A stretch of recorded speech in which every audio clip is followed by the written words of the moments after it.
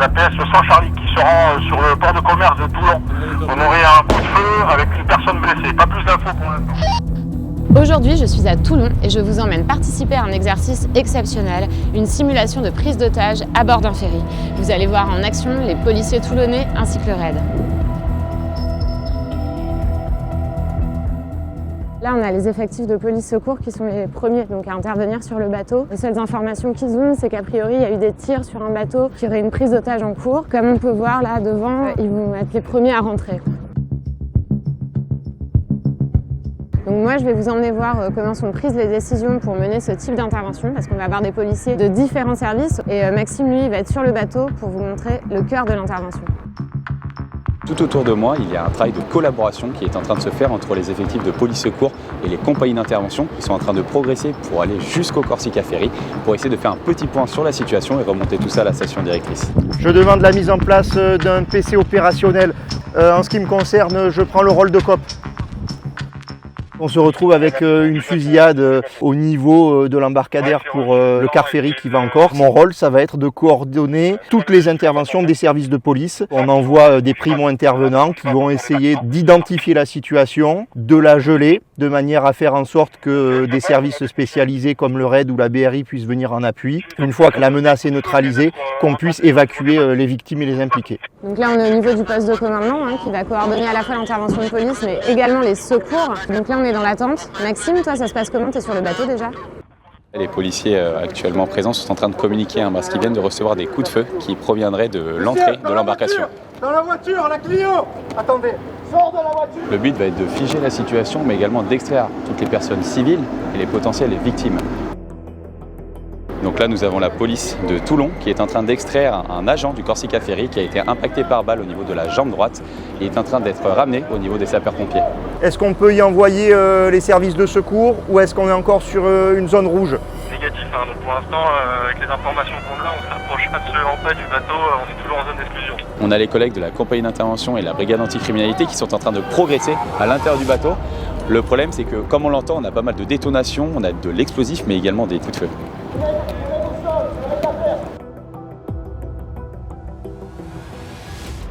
On a les collègues qui viennent de progresser à l'intérieur, qui vont essayer de riposter face aux coups de feu, mais l'un des assaillants est sorti et s'est fait exploser, donc on a 3 collègues au sol. Pour votre information, j'ai récupéré donc 6 victimes au niveau de la zone contrôlée sur le parking. Je sollicite juste un équipage de pompiers pour les prendre en charge. Affirmatif, donc on va faire le point avec les pompiers, on va essayer d'envoyer un Grex. Juste à ma droite, on peut apercevoir une femme enceinte qui va être prise en charge justement par les sapeurs-pompiers.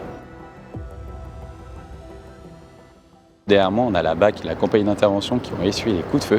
Leur but a été de faire une riposte, mais également de transmettre toutes les informations à la station directrice pour éventuellement faire la demande d'une colonne d'assaut.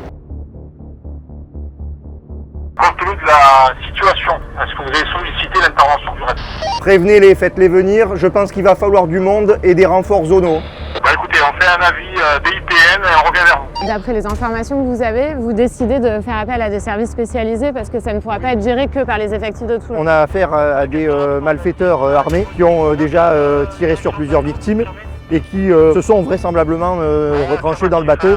Donc il va falloir la mise en place d'une colonne d'assaut avec des services qui sont rodés à ce genre d'intervention, qui ont l'équipement pour. Donc là, l'idéal, ça serait effectivement d'avoir le RAID qui va pouvoir prendre d'assaut l'endroit dans lequel se trouvent les différents terroristes. Donc accord BIPN 83, accord pour le RAID. Les unités d'intervention de niveau 2, à savoir les brigades anticriminalité et les compagnies d'intervention, sont en train de figer la situation en l'attente de l'intervention du RAID. Là, vous venez d'être appelé. Comment est-ce qu'on se prépare à une telle intervention et qu'est-ce que vous avez comme information? Alors les éléments sont très parcellaires, on a très peu d'éléments. Tout ce qu'on sait, c'est qu'il y a une prise d'otage ou tout au moins une alerte terroriste ou une tuerie de masse qui s'est déroulée dans le port marchand de Toulon, dans un ferry. Plusieurs blessés, des fonctionnaires de niveau 2 qui sont arrivés au contact et qui ont essuyé des tirs eux aussi. On essaye d'être le plus rationnel possible, de prendre l'ensemble des spécialités du RAID. Donc ça va de la négociation, les médecins bien sûr, les dépiégeurs, les sino-explos et bien sûr les drones pour pouvoir essayer d'environner le plus possible la crise. On va se projeter immédiatement sur site, essayer de travailler au plus près du commandement des opérations de police pour pouvoir mettre en place l'intervention spécialisée. Dans ce type d'exercice, on peut venir avec 2 ou 3 colonnes, c'est ce qu'on ferait dans la réalité. Là, on est simplement avec une colonne de Marseille, donc on est à peu près sur une quinzaine d'opérateurs. On va retourner au PC sécurité pour voir comment l'action est menée. Toi Maxime, ça se passe comment sur le bateau? Le blindé vient de pénétrer à l'intérieur du ferry, les collègues sont prêts, c'est le début de l'intervention.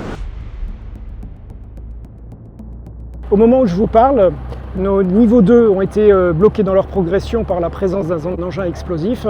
Les niveaux 3, c'est-à-dire le RAID, est arrivé sur place et prend en main en fait, la suite de l'intervention, sachant qu'on vient juste de nous annoncer qu'il y a des tirs en cours, donc c'est vraiment une situation, on va dire, à haute intensité.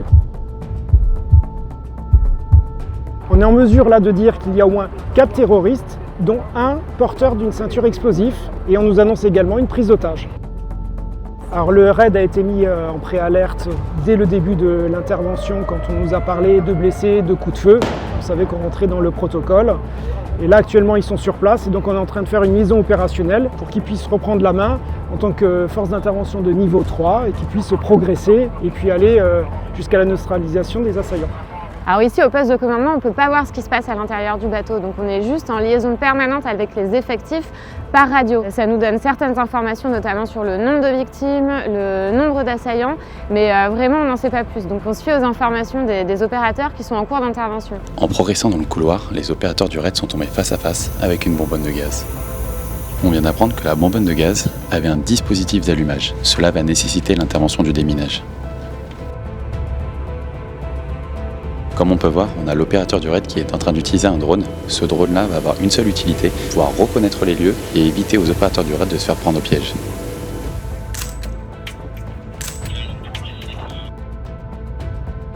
On vient de progresser du 3e au 8e étage. Pour l'instant, nous n'avons pas de présence des assaillants. Nous avons plus d'une dizaine de victimes qui ont été mises en sécurité. Là, nous sommes à l'intérieur du bateau, on voit qu'il y a des otages qui commencent à être évacués. Alors, on a toujours les policiers de Toulon qui sécurisent une partie du bateau parce que c'est tellement immense qu'il faut se répartir les rôles. Toi, Maxime, t'en es où avec le RAID? On vient d'arriver tout en haut du Corsica Ferry. Les opérateurs du RAID sont en train de progresser.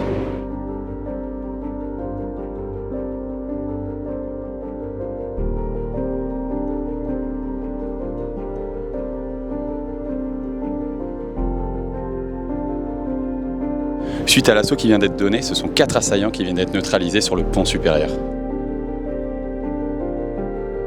On a le chien de recherche explosive qui a marqué sur l'un des individus. C'est pour ça que les collègues vont prospecter à la recherche de matières explosives.